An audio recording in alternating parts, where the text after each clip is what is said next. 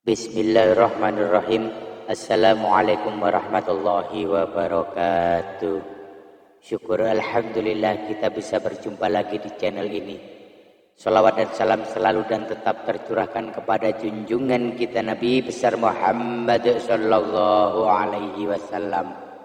Allahumma salli ala sayyidina Muhammad wa ala ali sayyidina Muhammad.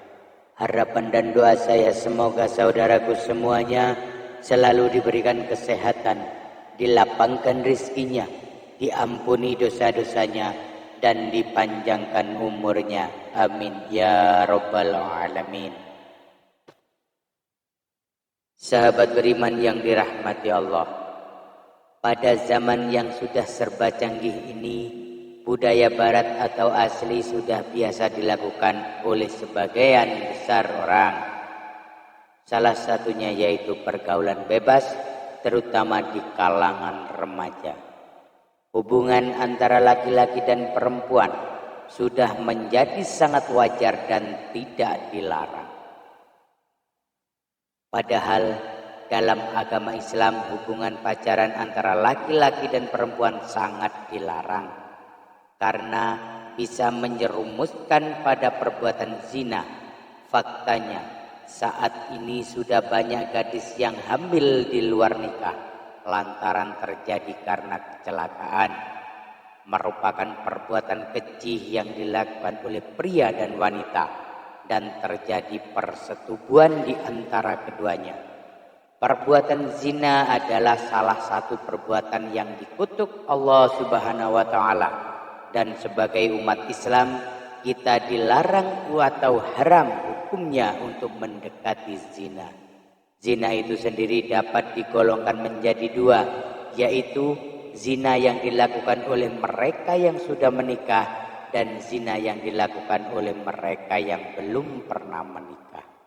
Adapun hukumannya adalah dengan cara dirajam atau dilempar batu hingga mati.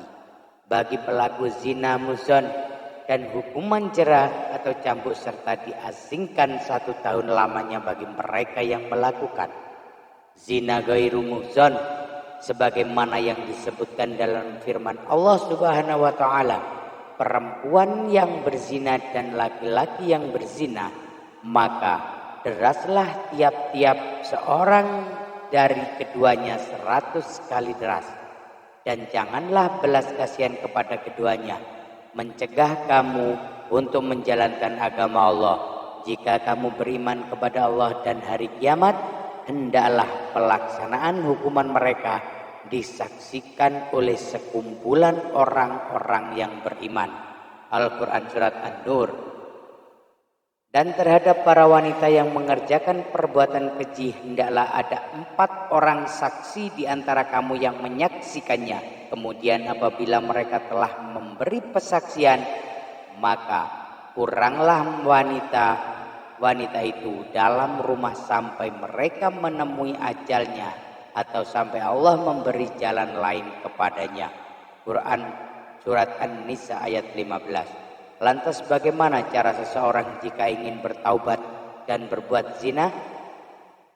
Sahabat beriman yang dirahmati Allah, berikut ini adalah amalan penghapus dosa zina yang pertama, menyesali perbuatannya. Tidak akan terhapus dosa seseorang jika ia tidak mengawalinya dengan penyesalan. Rasa sesal yang dirasakan oleh seseorang yang berzina dapat mengembalikannya pada jalan yang benar dan kembali pada Allah Subhanahu wa taala.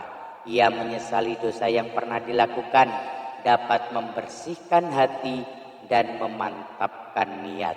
Jika rasa sesal itu dijadikan awal dan cambuk untuk bertaubat kepada Allah Subhanahu wa taala. Yang kedua, taubat nasuha.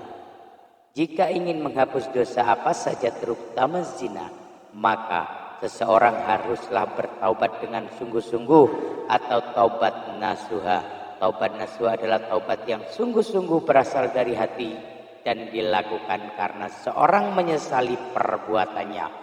Allah memberikan janji bahwa ia akan mengampuni dosa-dosa hambanya yang melakukan kesalahan. sebagaimana yang disebut dalam firman Allah Subhanahu wa taala pada surat At-Tahrim, hai orang-orang yang beriman, bertaubatlah kepada Allah dengan taubat nasuha, taubat yang semurni-murninya. Mudah-mudahan rohmu akan menutupi kesalahan-kesalahanmu dan memasukkanmu ke dalam jannah yang mengalir di bawahnya sungai-sungai. Pada hari ketika Allah tidak menghinakan Nabi dan orang mukmin yang bersama dia. Sedang cahaya mereka memancar di hadapan dan di sebelah kanan mereka. Sambil mereka mengatakan, Ya Rob, kami sempurnakanlah bagi kami cahaya kami dan ampunilah kami. Sesungguhnya Engkau maha kuasa atas segala sesuatu. Quran Surat At-Tahrim. Lalu yang ketiga, sholat taubat. Sholat adalah salah satu amalan yang dapat mendekati diri kepada Allah Subhanahu wa taala dan menghapuskan seseorang yang ingin bertaubat atas dosa-dosanya dapat meminta ampunan lewat sholat taubat. Sholat taubat itu sendiri ada sholat sunnah yang dikerjakan sebanyak 2 hingga 6 rakaat pada malam hari selepas sholat isya.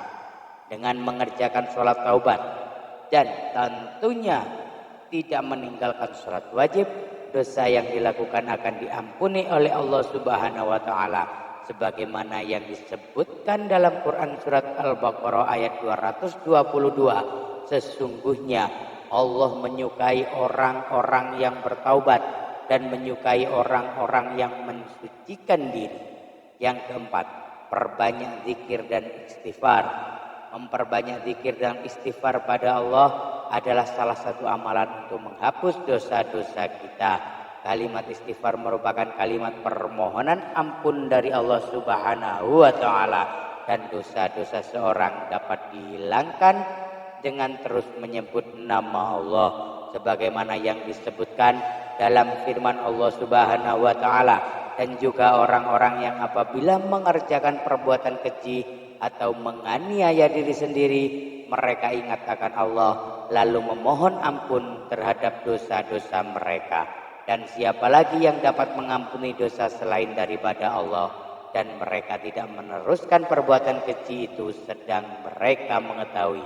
Quran Surah Al-Imran ayat 135 yang kelima. Melakukan kebaikan pada sesama. Jika seseorang berbuat dosa dan keburukan, maka untuk menghapusnya, ia perlu melakukan hal atau kebaikan pada orang atau makhluk lainnya, seperti dengan bersedekah, menghapus hutang orang lain padanya, memberi makan binatang, dan sebagainya. Seperti yang dikisahkan seorang wanita pelacur yang masuk surga karena memberi minum anjing yang kehausan. Yang keenam, berpuasa. Berpuasa adalah salah satu cara melatih hawa nafsu dan kesabaran. Kita puasa juga dapat menghapuskan dosa apabila dilakukan dengan sungguh-sungguh, terutama jika melakukan puasa sunnah seperti puasa Arafah dan Asyura. Kemudian yang ketujuh, memperbanyak membaca Al-Quran. Al-Quran dapat menjernihkan hati dan membacanya jika hanya mendatangkan ketenangan akan tetapi juga menghapuskan dosa seseorang. Sebagaimana yang disebutkan dalam hadis riwayat Muslim, bacalah Al-Quran karena sesungguhnya ia akan datang pada hari kiamat untuk memberikan syafaat kepada pembacanya. Sahabat beriman yang dirahmati Allah, demikian amalan-amalan yang dapat dilakukan untuk menghapuskan dosa zina. Seorang yang melakukan perbuatan zina tersebut wajib bertaubat dan memohon ampun kepada Allah Subhanahu wa taala. Allahu a'lam bishawab. Demikian yang bisa saya bagikan. Semoga bermanfaat untuk kita semua. Amin ya rabbal alamin. Sekian, wassalamualaikum warahmatullahi wabarakatuh.